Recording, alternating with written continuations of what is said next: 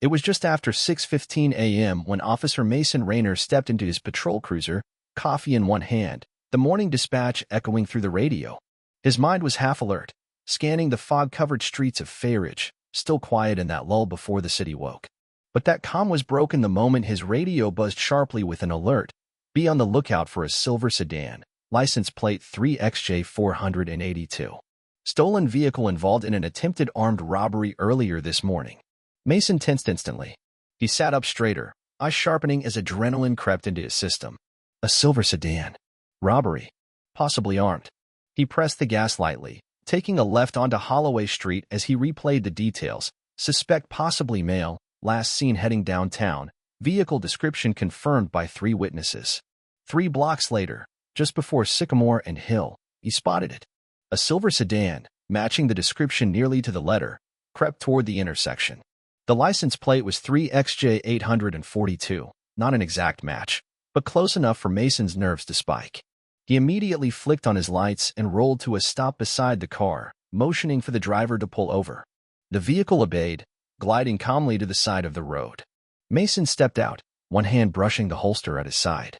He didn't draw, yet, but his fingers hovered close, his training overriding his hesitation. The driver's window was already rolling down. Inside sat a woman in her early 50s, dressed in a tailored black suit and pearl earrings. Her expression was puzzled but composed. "Good morning, officer," she said, her brows furrowed. "License and registration," Mason said curtly. "I'm sorry, may I ask what this is about?" He stepped closer, tone firmer. "Is this your vehicle?" "Yes, of course. I'm on my way to work." "Registration." "License," he repeated. With a sigh, the woman reached into her handbag slowly, eyes still on him. Her movements were deliberate, non-threatening, but Mason's mind was racing. Stolen vehicle. Armed robbery. Middle-aged woman? Was it a cover? "I'd appreciate some explanation," she added, voice steady. "This vehicle is connected to a reported felony and was registered as stolen earlier this morning," Mason said. "Step out of the car with your hands visible." "What?" "That's absurd," she replied sharply. "This is my car." "I'm not going to argue," Mason snapped. "Out. Now."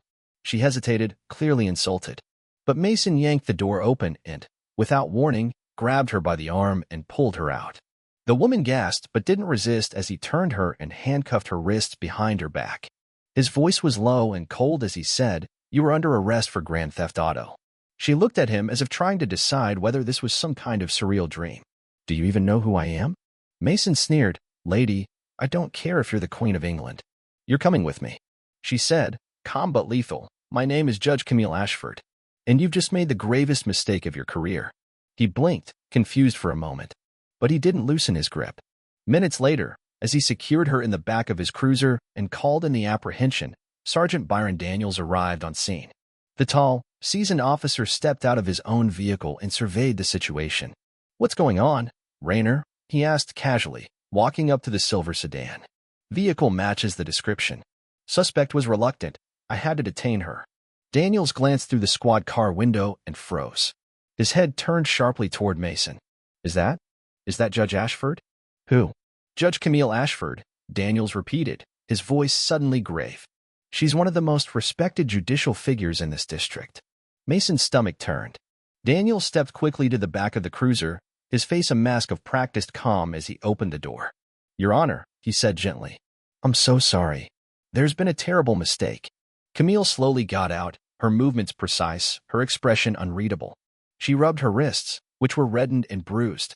"I was pulled over without cause, handcuffed in public, and treated like a common criminal," she said quietly. "This wasn't a misunderstanding, Sergeant. This was negligence." Daniels turned sharply to Mason. "Take the cuffs off." "Now." Mason fumbled with the keys, hands shaking. He finally unlocked them, his breath tight in his chest. I didn't realize." "That's exactly the problem," Camille interrupted. Daniels stepped forward, lowering his voice. "We will launch an internal investigation, Your Honor. I promise you that." Camille's gaze was cool and piercing as she adjusted her blazer. "I'm speaking to Chief Ross today. I expect this won't be ignored." Without another word, she gathered her belongings, stepped into her car, and drove away. Mason watched her disappear around the corner, dread blooming like ink in water. The adrenaline had long faded, replaced by a growing pit in his chest. Daniels shook his head. You'd better get a lawyer, Rayner. You don't walk away from something like this. Not when it's Judge Ashford. And Mason knew, with a certainty sharper than any punishment he'd ever faced before, that his career had just changed forever. He drove back to the precinct in silence, where whispers were already circulating. By noon, the incident had reached the police oversight board. A formal complaint had been filed, and the chief's assistant informed him that he was placed on administrative leave pending a full review. Over the following days, headlines ran with the story. Senior judge detained without cause. Officer suspended amid investigation. The footage from Mason's cruiser showed everything: his harsh tone, the unnecessary aggression, the failure to verify the license before escalating the stop. It was broadcasted across local news, then picked up by national commentators. But what the media didn't know, what only Camille Ashford and Chief Ross discussed behind closed doors, was the broader problem this incident had uncovered. Hers was not the first unjustified stop in recent weeks, and Camille had long advocated for deeper reform. Now she had proof. Within weeks, Camille partnered with civil rights attorneys, former prosecutors, and city officials to draft a new policy reform package called Ashford Accountability Protocols. It mandated deeper bias training, body cam audits, and independent civilian review panels for every traffic stop complaint. Her voice became a rallying cry in courtrooms and newsrooms alike. She never raised her tone. She didn't have to. As for Mason, he faced a tribunal within internal affairs.